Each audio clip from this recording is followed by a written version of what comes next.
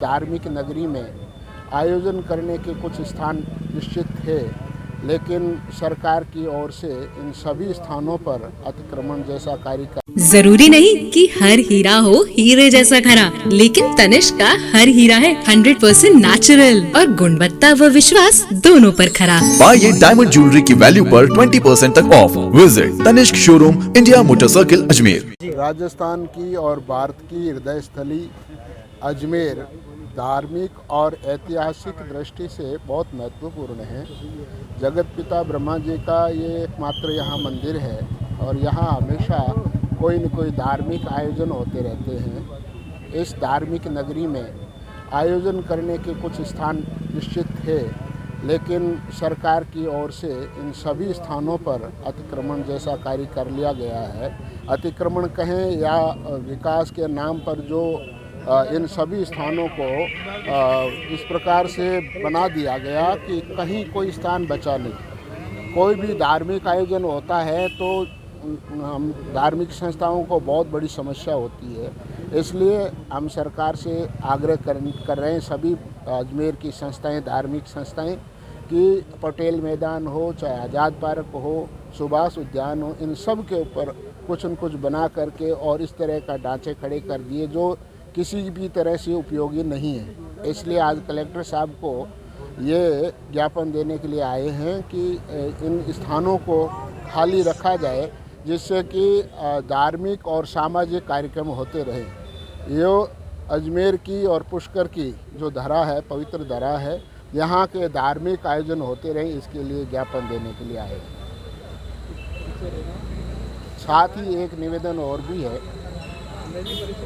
निर्वाचन आयोग ने जो इलेक्शन की तिथि निश्चित की गई है 23 नवंबर की, और उस दिन देव उत्थायनी एकादशी है, तो उस दिन भी हमारे सनातन धर्म में बहुत बड़ा सावा माना जाता है और भी धार्मिक आयोजन होते हैं। इसलिए ये इलेक्शन बहुत प्रभावित होगा और सरकार भी ये चाहती है कि इलेक्शन में सबसे ज़्यादा लोग भाग लेवें, लेकिन इस दिन देवोत्थानी एकादशी के कारण सावे होंगे बहुत ज़्यादा, तो लोग इलेक्शन में भाग नहीं ले सकेंगे। किसी को कहीं बाहर जाना पड़ेगा, बाहर के लोगों को यहाँ आना पड़ेगा, इसलिए ये चुनाव बहुत प्रभावित होगा। इसलिए आग्रह किया जाता है कि इस तिथि को बदलाव किया जाए, ये हमारी मांग है। परिचय। स्वामी शिव ज्योतिषानंद संन्यास आश्रम, अजमेर। अजमेर धर्म और अध्यात्म की नगरी रहा है और यहाँ कथा, भागवत जैसे अनुष्ठान समय समय पर होते आए हैं, लेकिन कुछ वर्षों से जो हमारे यहाँ आज़ाद पार्क की एकमात्र उपलब्धता, दौलत बाग को बंद कर दिया, फिर आज़ाद पार्क के अंदर कंस्ट्रक्शन करा दिया, तो ऐसे आयोजनों के लिए हमारे पास कोई स्थान नहीं बचा। इसके लिए हमारे को या तो आयोजन रद्द करने पड़ते हैं या फिर पुष्कर या कहीं दूर दराज से जाके इस कार्यक्रम को आयोजन करना पड़ता है।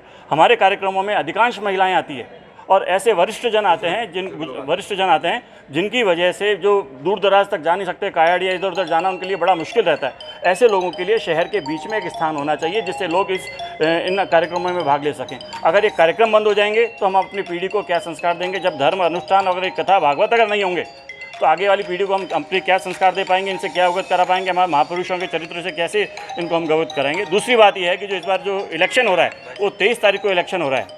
23 तारीख को देवउठनी एकादशी है। उस दिन बहुत भारी संख्या में सावा होता है और सावे में अधिकांश लोग इसमें इन्वॉल्व होते हैं। इसके अलावा पुष्कर जैसा मेला भी होता है और इस तिथि पे चुनाव कराना हमारे जो हिंदू मतदाता हैं उनके अधिकारों पर कुठाराघात है। इस तिथि पे नहीं होना चाहिए क्योंकि वो चुनाव नहीं दे सकते और मतदान देना हम सबका मौलिक अधिकार है और मतदान अधिक से अधिक संख्या में होना चाहिए। हम निवेदन करते हैं सरकार से कि ये इस तिथि को आगे पीछे किया जाए, कोई भी तिथि निश्चित की जाए, लेकिन ऐसी तिथि निश्चित नहीं हो जिससे हमारा मतदाता प्रभावित हो। आज मिले हैं क्या? आज कलेक्टर साहब से मिले और कलेक्टर साहब ने पूरा आश्वासन दिया है कि इसके और पूरा महत्वपूर्ण कदम उठाएंगे।